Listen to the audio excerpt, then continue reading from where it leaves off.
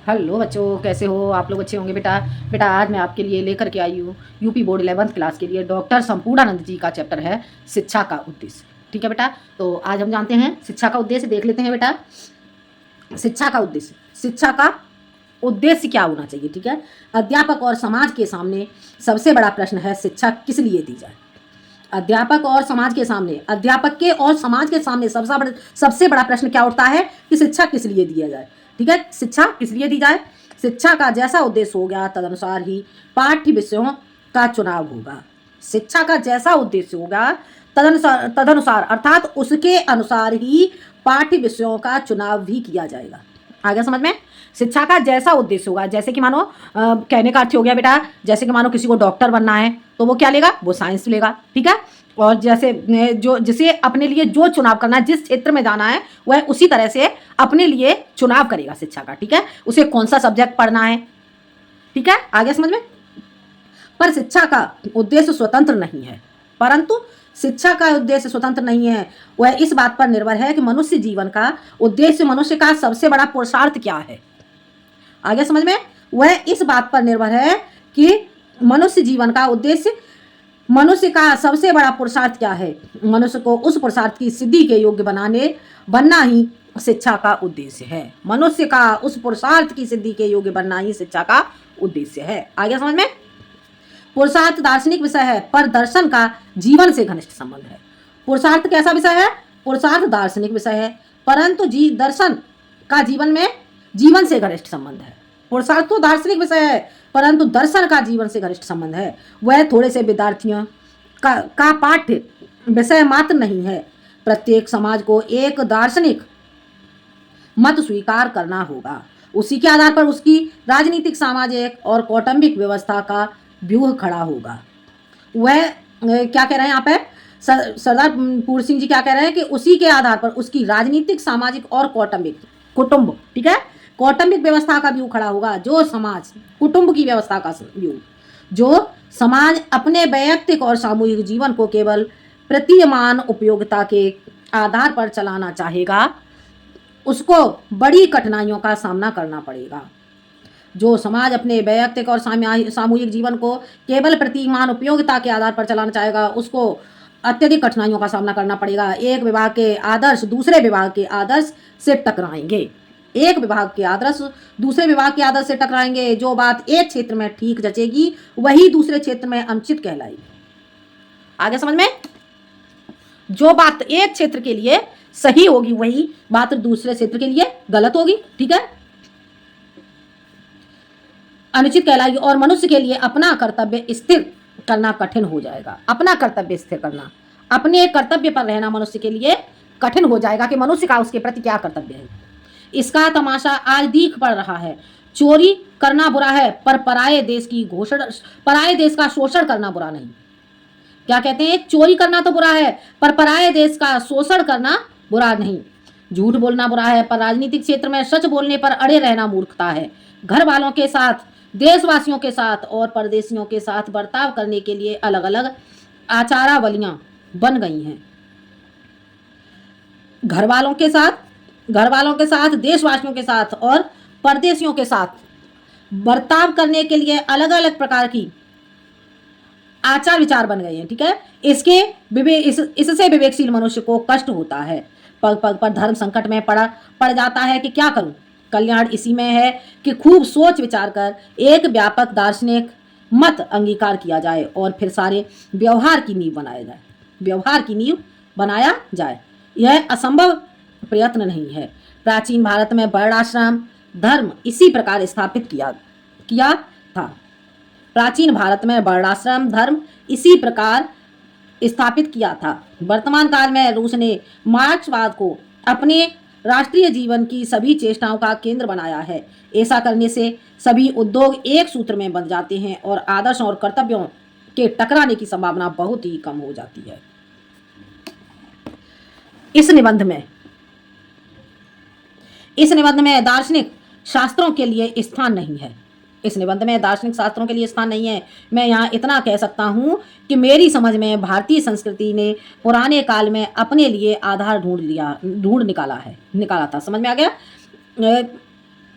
मैं इतना कह सकता हूँ कि मेरी समझ से भारतीय संस्कृति ने पुराने समय में अपने लिए आधार ढूंढ निकाला था, वह अब भी वैसा ही श्रेयस्कर है, क्योंकि उसका संश्रय शाश्वत है। शाश्वत का अर्थ क्या होता है बेटा? चिरस्थायी रहना। ठीक है, शाश्वत का अर्थ क्या हो गया? चिरस्थायी। आत्मा अजर और अमर है, उसमें अनंत ज्ञान, शक्ति और आनंद का भंडार है। आत्मा कैसी है? आत्मा अजर है और अमर है, अर्थात आत्मा कभी मरती नहीं है, उसमें अनंत ज्ञान है, अनंत ज्ञान है, शक्ति और आनंद का भंडार है। अकेले ज्ञान कहना भी पर्याप्त नहीं हो सकता है, क्योंकि जहाँ ज्ञान होता है वहाँ शक्ति होती है, जहाँ ज्ञान और शक्ति होते हैं वहाँ आनंद भी होता है। परंतु अविद्यावशात वह अपने स्वरूप को भूला हुआ है, इसी से अपने को अल्पज्ञ पाता है। अल्पज्ञता के साथ साथ शक्तिमत्ता आती है और इसका परिणाम दुख होता है। भीतर से ऐसा प्रतीत होता है जैसे कुछ खोया हुआ है, परंतु यह नहीं समझ में आता कि क्या खो गया है। उसे खोई हुई वस्तु की अपने स्वरूप की निरंतर खोज रहती है। आत्मा अनजान में भटका करता है, कभी इस विषय की ओर दौड़ता है, कभी उसकी ओर, परंतु किसी की प्राप्ति से तृप्ति नहीं होती। आत्मा कैसी है? आत्मा अनजान में भटका करता है। जो आत्मा है, आत्मा अनजान रूप से भटकती रहती है और इसके विषय, कभी इस विषय की ओर दौड़ती है और कभी उस विषय की ओर, परंतु किसी की प्राप्ति से तृप्ति नहीं होती, क्योंकि अपना स्वरूप इन विषयों में नहीं है। जब तक आत्म साक्षात्कार न होगा तब तक अपूर्णता की अनुभूति बनी रहेगी। अर्थात जब तक अपना स्वयं की आत्मा का साक्षात्कार नहीं होगा तब तक अपूर्णता की अनुभूति बनी रहेगी और आनंद की खोज जारी रहेगी। इस खोज में सफलता, आनंद की प्राप्ति, अपने परम ज्ञानमय स्वरूप में स्थित, यही मनुष्य का पुरुषार्थ है। पुरुषार्थ क्या है मनुष्य का? इस खोज में सफलता प्राप्त करना, आनंद की प्राप्ति, अपने परम ज्ञानमय स्वरूप की स्थिति, यही जो पुरुष है अर्थात जो मनुष्य है उसका पुरुषार्थ है। मनुष्य का पुरुषार्थ उसके जीवन का चरम लक्ष्य है, और उसको इस पुरुषार्थ साधन के योग्य बनाना ही शिक्षा का उद्देश्य है। शिक्षा का उद्देश्य क्या है? शिक्षा का उद्देश्य क्या हो गया बेटा? देखो यहां से फिर से देख लो, यही मनुष्य का पुरुषार्थ है, उसके जीवन का चरम लक्ष्य है और उसको इस पुरुषार्थ साधन के योग्य बनाना ही शिक्षा का उद्देश्य है। हो गया क्लियर? समझ आ गया? क्या हो जाएगा? जब तक आत्म साक्षात्कार न होगा, जब तक अपनी आत्मा का साक्षात्कार न होगा, तब तक अपूर्णता की अनुभूति बनी रहेगी और आनंद की खोज जारी रहेगी। इस खोज में सफलता को प्राप्त करना, आनंद की प्राप्ति करना, अपने परम ज्ञानमय स्वरूप की स्थिति, यही मनुष्य का पुरुषार्थ, उसके जीवन का चरम लक्ष्य है। उसका मुख्य उद्देश्य क्या हो गया? उसके जीवन का चरम लक्ष्य है और उसको इस पुरुषार्थ साधन के योग्य बनाना ही शिक्षा का उद्देश्य है। पुरुषार्थ साधन के योग्य, मनुष्य को पुरुषार्थ साधन के योग्य बनाना ही शिक्षा का उद्देश्य है। वही राजनीतिक, आर्थिक और सामाजिक व्यवस्था सबसे अच्छी है जिससे पुरुषार्थ सिद्धि में सहायता मिल सके, कम से कम बाधाएं तो न्यूनतम हो। आत्म साक्षात्कार का मुख्य साधन योगाभ्यास है। आत्म साक्षात्कार का मुख्य साधन क्या है? योगाभ्यास। ठीक है, योगाभ्यास सिखाने का प्रबंध राज्य नहीं कर सकता, न पाठशाला का अध्यापक ही इसके दायित्व को ले सकता है। देखो योगाभ्यास समझने की कोशिश करो बेटा। योगाभ्यास को सिखाने का प्रबंध ना तो राज्य नहीं कर सकता, ना तो राज्य कर सकता है, न पाठशाला का अध्यापक इसका दायित्व ले सकता है। जो इस विद्या की खोज होगी वह अपने लिए गुरु ढूंढ लेगा। जो इस विद्या की खोजी होगा अर्थात जो इस विद्या को खोजना चाहेगा वह अपने लिए गुरु को ढूंढ लेगा, परंतु इतना किया जा सकता है और यही समाज और अध्यापक का कर्तव्य है। समाज और अध्यापक का कर्तव्य क्या है कि जो योगाभ्यास से सिखाने का प्रबंध ना राज्य कर सकता है, ना पाठशाला कर सकती है और ना कोई अध्यापक इसका दायित्व ले सकता है। ठीक है, योगाभ्यास को सिखाने के लिए कोई अध्यापक भी इसका दायित्व नहीं ले सकता।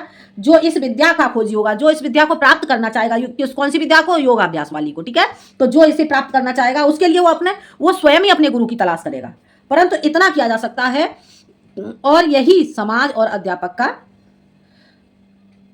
कर्तव्य है कि व्यक्ति के अधिकारी बनने में सहायता दी जाए। क्या कर सकते हैं कि परंतु इतना किया जा सकता है जो समाज और अध्यापक हैं, समाज और अध्यापक मिलकर के व्यक्ति के अधिकारी बनने में सहायता प्रदान कर सकते हैं।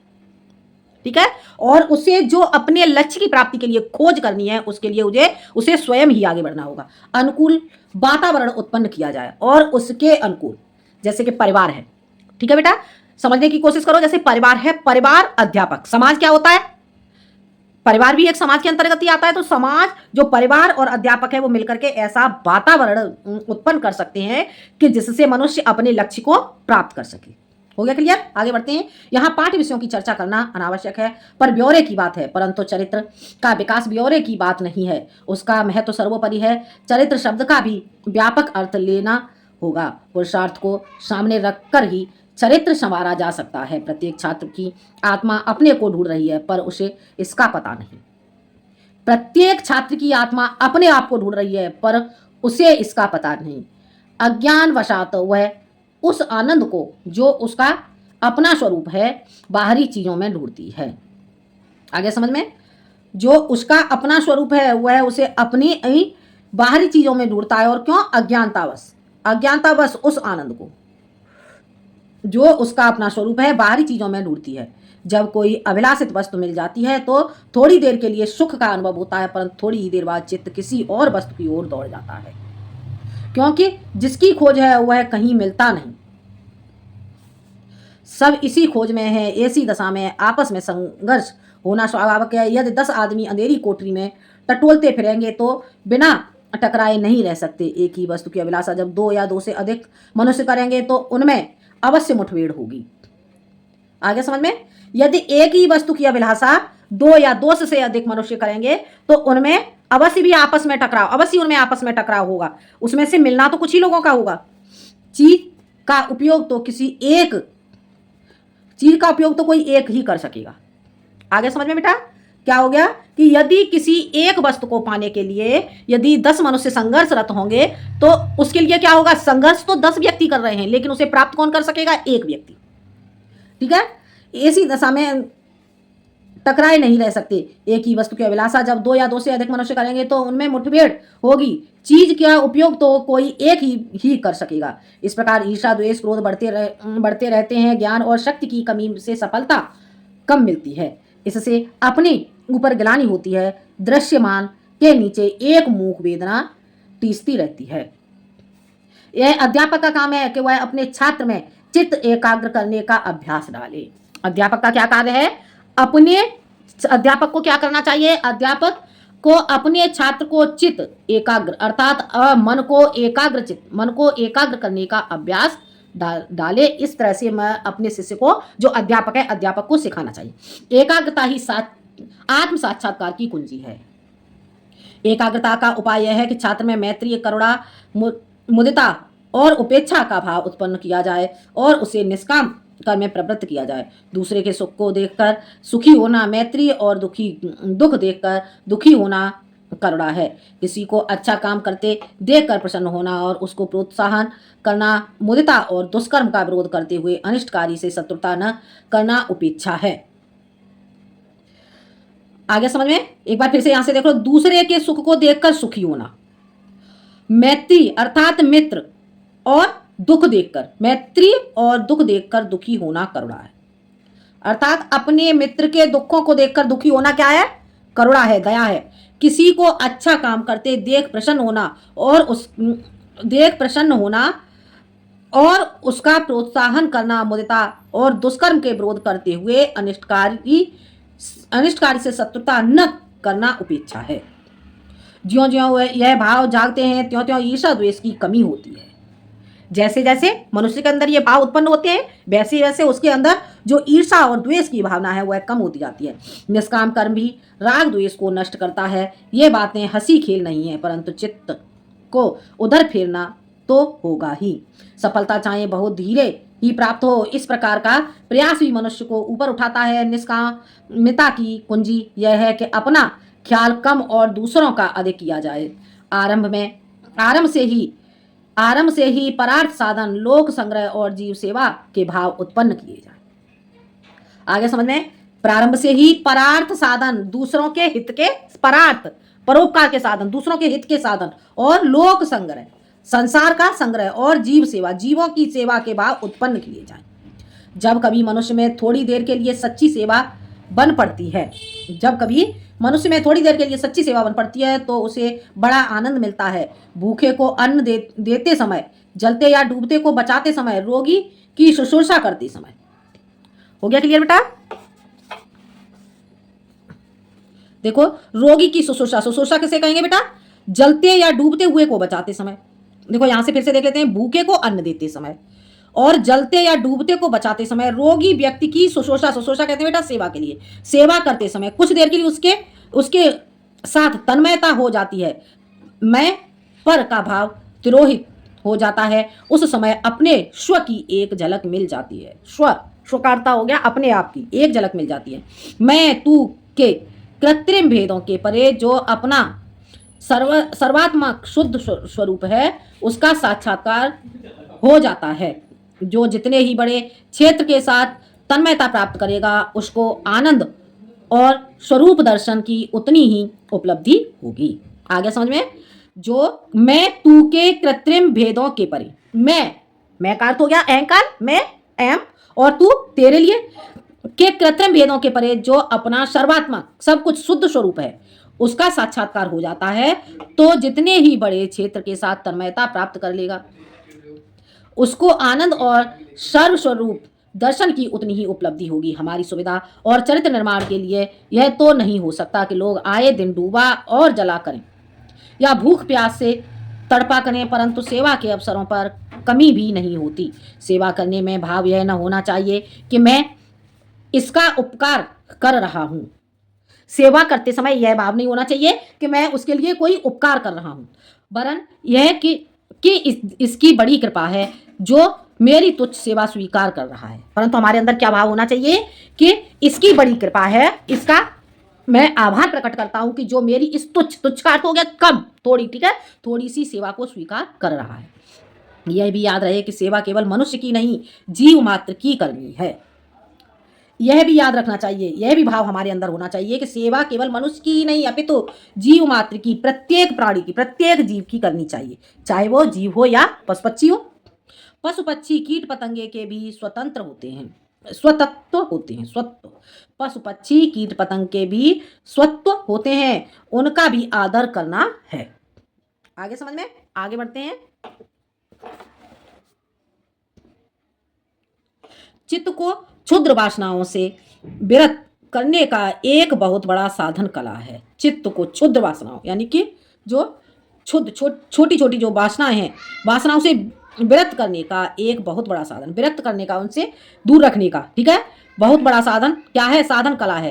काव्य, चित्र, संगीत आदि का जिस समय रस मिला करता है उस समय भी शरीर और इंद्रियों के संबंध ढीले पड़ गए होते हैं और चित्त आध्यात्मिक जगत में खिंच जाता है। यही बात प्रकृति के निरीक्षण में भी होती है। प्रकृति का उपयोग निकृष्ट कोटि के काव्य में कामोद्दीपन के लिए किया जाता है, परंतु यह शांत रस का भी उद्दीपन करता है, शांत रस का उद्दीपन करता है। अध्यापक का कर्तव्य है कि छात्र के सौंदर्य के प्रति प्रेम उत्पन्न करे। यह स्मरण रखना चाहिए कि सौंदर्य प्रेम भी निष्काम होता है। जहाँ तक यह भाव रहता है कि मैं इसका अमुक प्रकार से प्रयोग करूँ, वहाँ तक उसके सौंदर्य की अनुभूति नहीं होती। सौंदर्य के प्रत्यक्ष का स्वरूप तो यह है कि दृष्टा अपने को भूलकर तन्मय हो जाए। कहने का तात्पर्य यह है कि छात्र के चरित्र को इस प्रकार विकास देना है कि वह मैं तू के ऊपर उठ सके, मैं और तू के ऊपर उठ सके। छात्र का विकास हमें इस तरह से करना है कि वह मैं अपने और पराये से ऊपर उठ सके। जहां तक उपयोग का भाव रहेगा वहां तक साम्य की आकांक्षी होगी। वह वस्तु मेरी होकर रहे, वह वस्तु मेरी होकर रहे, इसी में संघर्ष और कलह होता है। परंतु सेवा और सुकृत में संघर्ष नहीं हो सकता। हम तुम 100 आदमी सच बोलें, धर्माचरण करें, उपासना करें, लोगों के दुख निवारण करें, इसमें कोई झगड़ा नहीं है, परंतु इस वस्तु को मैं लूं या तुम, यह झगड़े का विषय हो सकता है, क्योंकि एक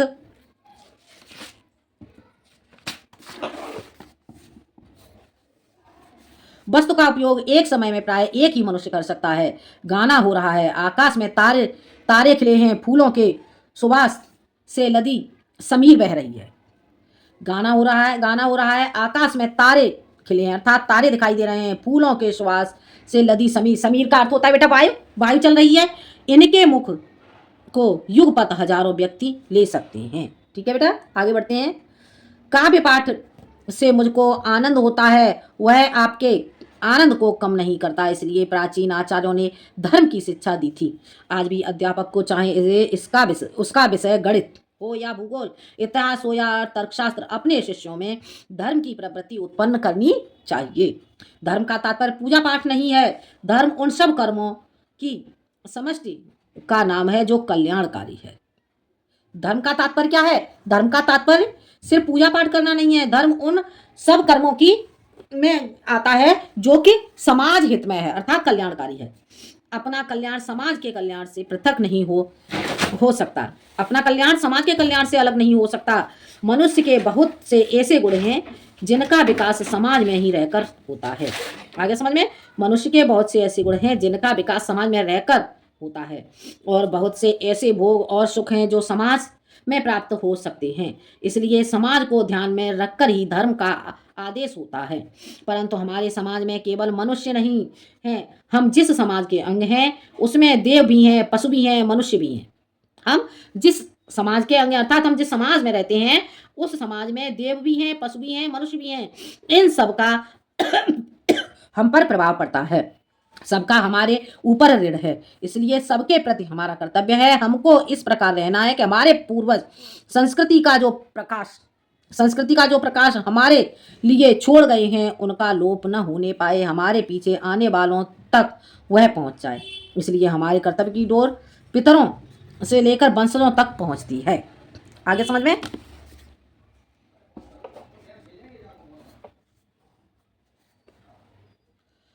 इसी विस्तृत कर्तव्य राशि को धर्म कहते हैं।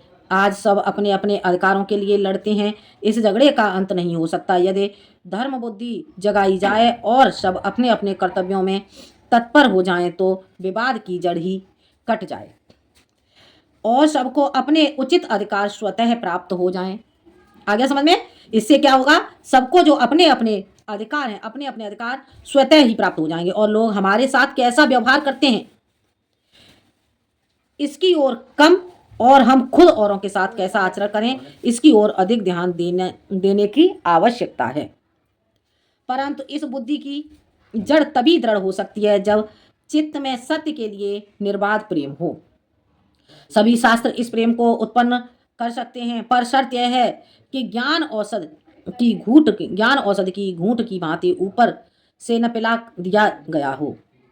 क्या समझ में आया? परंतु ज्ञान औषध की घूंट की भांति, ज्ञान क्या है? ज्ञान को औषध की भांति, अर्थात औषधि किसे कहते हैं बेटा? दवा के लिए, ठीक है। औषध की भांति उसे ऊपर से न पिला दिया गया हो। सत्य को धारण करने के लिए अनुसंधान और आलोचना की बुद्धि का उद्बोधन होना चाहिए। वह बुद्धि निर्भयता के वातावरण में ही पनप सकती है। अध्यापक को यथाशक्य यह वातावरण उत्पन्न करना है। आगे देखते हैं। इससे यह स्पष्ट हो गया होगा कि अध्यापक को अपने छात्र में कैसा चरित्र विकसित करने का प्रयत्न करना चाहिए। अच्छे उपाध्याय के निकट पढ़ा हुआ स्नातक सत्य का प्रेमी और खोजी होगा। उसके चित्त में जिज्ञासा, ज्ञान का आदर होगा और हृदय में नम्रता, अनसूया, प्राण मात्र के लिए सौहार्द। वह तपस्वी, संयमी और परिश्रमी होगा। ऐसा छात्र कैसा होगा? उसमें ये सभी गुण विद्यमान होंगे। सौंदर्य का उपासक होगा और हर प्रकार के अन्याय, अत्याचार और कदाचार का निर्मम विरोधी होगा। धर्म और त्याग उसके जीवन की प्रबल प्रेरक शक्तियां होंगी। उसका सदैव यह प्रयत्न होगा कि यह पृथ्वी अधिक सभ्य और संस्कृत हो, समाज अधिक उन्नत हो। इसका तात्पर्य यह नहीं कि सब सन्यासी होंगे। गृहस्थ पर धर्म का भार सन्यासी से कम नहीं होता। व्यापार, शासन, कुटुंब के क्षेत्रों में भी धर्म का स्थान है। यह भी दावा नहीं किया जा सकता कि इन लोगों में राग द्वेष का नितांत अभाव हो जाए। कोई दुराचारी होगा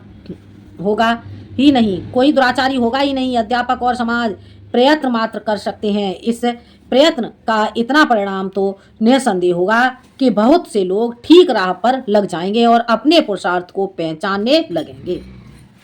पथभ्रष्ट भी होंगे, गिरेंगे भी। पथभ्रष्ट अर्थात अपने पथ से भटकने वाले, अपने मार्ग से भटकने वाले भी होंगे, गिरेंगे भी, पर अपनी भूलों पर आप ही पश्चाताप करेंगे। आ गया समझ में? और इन गलतियों की सीढ़ी बनाकर आत्मोन्नति करेंगे। आत्मोन्नति, अपनी उन्नति करेंगे। भूल करना बुरा नहीं है, भूल को भूल न समझना ही बड़ा दुर्भाग्य है। यह मानी हुई बात है कि अकेला अध्यापक ऐसा मनोभाव नहीं उत्पन्न कर सकता। उसको सफलता तभी मिल सकती है जब समाज उसकी सहायता करे। जिस प्रदेश में कलह मचा रहता हो, जिस प्रदेश में गरीबी अमीरी ऊंच नीच की विषमता पुकार पुकार कर द्वंद्व और प्रतियोगिता को प्रोत्साहन दे रही हो, जिस राष्ट्र में नीति परस्वत्वापहरण और शोषण पर खड़ी हो, उसके अध्यापक भला क्या करें? उसके अध्यापक भला क्या करें? जिन घरों में दाल रोटी का ठिकाना न हो, पिता मद्यप और माता स्वेरड़ी हो, माँ बाप में मार पीट गाली गलौज मची रहती हो, उसके बच्चों को पालन ही में मानस विष दे दिया जाता है। आगे समझ में बेटा? तंग गलियों और गंदे घरों में रहने वाले जो छोटे वैसे अश्लीलता और अभद्रता में ही पले हैं, सौंदर्य को जल्दी नहीं समझ पाते। ऐसी दशा में अध्यापक को दोष देना अन्याय है। फिर भी अध्यापक परिस्थितियों को दोष देकर बैठा नहीं रह सकता। उसको तो अपना कर्तव्य पालन करना ही है, सफलता कम हो या अधिक। आगे देखते हैं। साधारणतः शिक्षक योगी नहीं होता, पर उसका भाव वही होना चाहिए कि किसी योगी का अपने शिष्य के प्रति होता है। अनेक शरीरों में भ्रमते हुए आज इसने नर देह पाई है और मेरे पास छात्र रूप में आया है। यदि मैं इसको ठीक मार्ग पर ला सका, इसके चरित्र के यथोचित विकास प्राप्त करने में बल जुटा सका। यथोचित अर्थात भली भांति, ठीक है, इसके चरित्र का के भली भांति विकास में बल जुटा सका तो समाज का भला होगा और इसका न केवल ऐहिक वरन आमुष्मिक कल्याण होगा। यदि इसे आगे शरीर धारण करना भी पड़ा तो वह इस जन्म से ऊंचे होंगे। इस समय वह बात बात पर परिस्थितियों से अभिभूत हो जाता है। इसकी स्वतंत्र आत्मा प्रतिक्षण अपने बंधनों को तोड़ना चाहती है, पर ऐसा कर नहीं पाती। यदि इसकी बुद्धि को शुद्ध किया जाए और क्षुद्र वासनाओं से ऊपर उठाया जाए, क्षुद्र वासना तुच्छ वासना है, ठीक है, ऊपर उठाया जाए तो आत्मा परिस्थितियों पर विजय पाने में समर्थ होने लगेगी और इसको अपने ज्ञान शक्ति आनंदमय स्वरूप का आभास मिलने लगेगा। इस प्रकार वह अपने परम पुरुषार्थ को सिद्ध करने का अधिकारी बन सकेगा। इस भावना से जो अध्यापक प्रेरित होगा वह अपने शिष्य के कर्मों को उसी दृष्टि से देखेगा जिससे बड़ा भाई अपने घुटने के बल चलने वाले छोटे भाई की चेष्टाओं को देखता है। उसकी भूलों को तो ठीक करना ही होगा, परंतु सहानुभूति और प्रेम के साथ। यह आदर्श बहुत ऊंचा है, पर अध्यापक का पद भी कम ऊंचा नहीं है। यह आदर्श बहुत ऊंचा है, परंतु अध्यापक का पद भी कम ऊंचा नहीं है। जो वेतन का लोलुप है और वेतन की मात्रा के अनुसार ही काम करना चाहता है, उसके लिए इसमें जगह नहीं है। अध्यापक का जो कर्तव्य है उसका मूल्य रुपयों में नहीं आंका जा सकता। अध्यापक का कर्तव्य क्या है? शिक्षा देना शिष्य को, ठीक है, और उसका मूल्य क्या है? उसका मूल्य रुपयों में नहीं आंका जा सकता। किसी समय जो शिक्षक होता था वही धर्म गुरु और पुरोहित भी होता था, और जो बड़ा विद्वान और तपस्वी होता था वही इस भार को उठाया करता था। शिष्य को ब्राह्म विद्या का पात्र और यजमान को दिव्य लोकों का अधिकारी बनना सबका काम नहीं। आज न वह धर्मगुरु रहे न पुरोहित, आज न वह धर्मगुरु रहे और न वे पुरोहित रहे, पर क्या हम शिक्षक भी इसीलिए कर्तव्यच्युत हो जाएंगे, अर्थात अपने कर्तव्य से हट जाएंगे? हमको अपने सामने वही आदर्श रखना चाहिए और अपने को उस दायित्व का बोझ उठाने योग्य बनाने का निरंतर अथक प्रयत्न करना चाहिए। आ गया समझ में? तो ये था बेटा आपका चैप्टर शिक्षा का उद्देश्य डॉक्टर संपूर्णानंद का। ठीक है, अगले वीडियो में मैं इसके अभ्यास प्रश्न लेकर के आती हूँ। आज के लिए इतना ही, धन्यवाद।